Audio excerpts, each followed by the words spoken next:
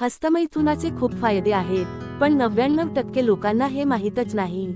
लोकांना वाटतं हस्तमैथुन म्हणजे वाईट गोष्ट, पाप, कमजोरी किंवा आजाराचं कारण. पण विज्ञान काय सांगतं माहीत आहे का?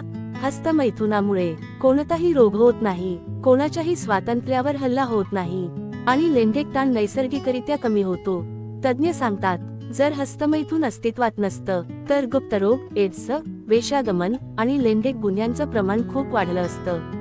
हस्तमैथुन एकट्याने केलं जातं, म्हणजे केव्हाही करता येतं, कुठलाही खर्च लागत नाही आणि कोणालाही धोका नाही. अजून एक महत्त्वाची गोष्ट, काही स्त्रियांना संभोगात कामपूर्ती होत नाही. अशा वेळी हस्तमैथुनामुळे त्यांना स्वतःच्या शरीराची ओळख आणि कामपूर्तीचा अनुभव मिळतो. याचा अर्थ असा नाही की प्रत्येकाने हस्तमैथुन केलंच पाहिजे, पण जे कोणी हस्तमैथुन करतात त्यांनी मनात पापाची, लाजेची किंवा अपराधाची भावना कधीही ठेवू नये.